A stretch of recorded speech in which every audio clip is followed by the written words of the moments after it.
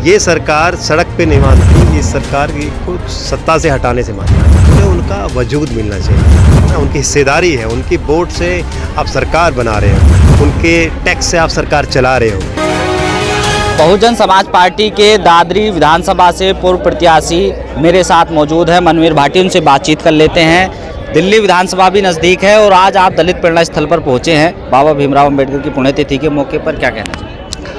सबसे पहले तो जय भीम बोल के अपने आप को गौरवान्वित महसूस कर रहा हूँ और सबको जय भीम बोलना चाहिए। जिस देश में जिस दिन केंद्र में जय भीम के नारे लग जाएंगे, उस दिन इस देश वास्तव में अपने शिखर पे पहुँच जाएगा। आज जय भीम बाबा साहब के फ़ोटो सब लगाते हैं, लेकिन उनका जो सपना था, जो उनका विज़न था, उसको कुचलने का काम कर रहे हैं। उनका सपना था कि भारतीयता, सब एक भारतीय हों, ना कोई धर्म ना कोई जाति, यानी भारत में रहने वाला भारतीय है। और जब भारतीय हो जाएगा, अपने आप में देश एक हो जाएगा। और जब देश एक हो जाएगा, आप देखते हो कि हमारे बड़े बूढ़े कहते हैं, जो जिस कुनबा में एकता होती है वो कुनबा मजबूत होता है, जिस गांव में एकता होती है वो गांव मजबूत हो जाता है। ऐसे ही मान्यवर साहब ने एक करने की बात कही और बराबर जो पिछड़े लोग हैं, आप देखिए कैसी राम के नाम पे राजनीति करने वाले लोग, जिन्होंने रामचरित मानस लिखी महर्षि वाल्मीकि जी ने, उनके वंशजों को मंदिर में नहीं चढ़ने देते। ये धर्म नहीं हो सकता। महाराष्ट्र में तो खूब सम्मान मिल रहा है, वो लोग कह रहे हैं कि हम दलितों का सम्मान कर रहे हैं, बाबा भीमराव अंबेडकर का सम्मान कर रहे हैं, सबका कर रहे हैं, इसी नाम पर चुनाव भी। देखिए, जबान से सम्मान करना अलग बात है और उनका उत्थान करना अलग बात है। आप सम्मान में उनको भिखारी बना रहे हैं। हम यहाँ का जो दलित है, यहाँ का जो बहुजन समाज लोग हैं, ओबीसी वर्ग है, वो इस देश का मालिक है। उसको मालिक का हक मिलना चाहिए। वो भिखारी नहीं, आप उसे भिखारी बनाने की कोशिश कर रहे हैं। उन्हें उनका वजूद मिलना चाहिए ना, उनकी हिस्सेदारी है, उनकी वोट से आप सरकार बना रहे हो, उनके टैक्स से आप सरकार चला रहे हो। तो वोट जनता का, विकास अपना कर रहे हैं। मनवीर भाई, जनता का विकास अपना कर रहे हैं। नोएडा में हम खड़े हैं और नोएडा की बात ना हो तो बात भी अधूरी है।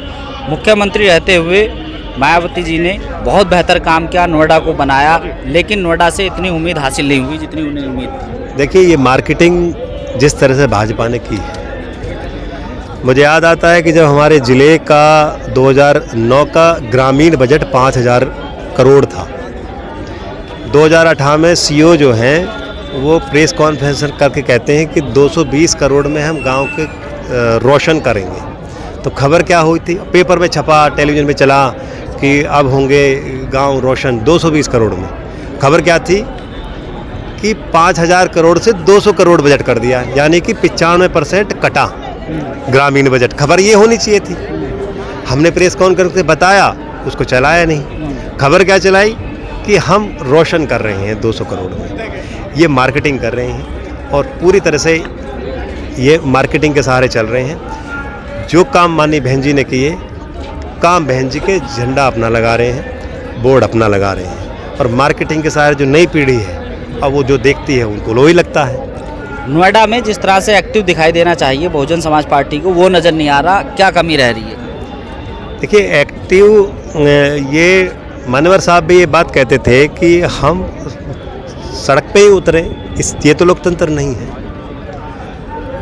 जागरूक करें लोगों को, विवेकशील बनाएं। और ये सरकार सड़क पे नहीं मानती, इस सरकार को सत्ता से हटाने से मानेगी। तो जागरूक होने का काम हमारा जारी है।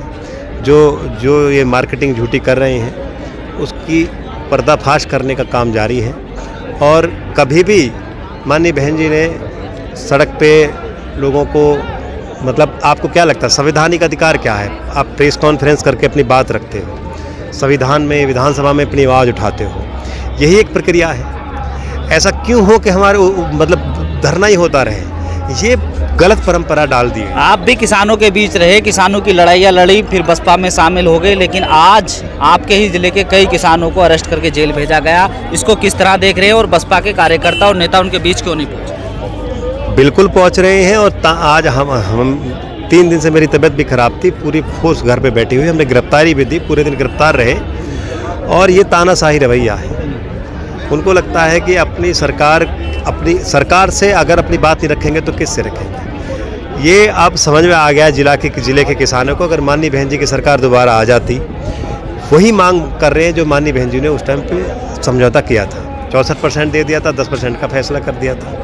आज उसको लागू कराने के लिए किसान दर दर की चक्कर काट रहा है। पहले उसको समाजवादी सरकार ने उस समझौते का गला घोटा और अब ये भाजपा सरकार उसको। क्या मानने हैं मनवीर भाटी जी, क्या आंदोलन खत्म हो पाएंगे या फिर से किसान छुटने के बाद? देखिए, आंदोलन कभी ख़त्म नहीं होंगे। लोकतंत्र जब तक है, संविधान है, जब तक आंदोलन रहेगा। आंदोलन जब भी ख़त्म हो सकता है जब जय भीम के नारे केंद्र में और प्रदेश में लगे, क्योंकि सबका सचमुच में सबका अधिकार और सबका सम्मान देना जिस दिन राजनीतिक पार्टियां शुरू कर देंगी, उस दिन आंदोलन की जरूरत नहीं पड़ेगी। और वो एक ही पार्टी कर सकती है, वो है बीएसपी।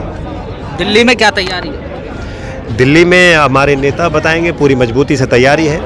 और जो हमारे नेता जो आदेश करेंगे दिल्ली में, वही पूरी तरह से।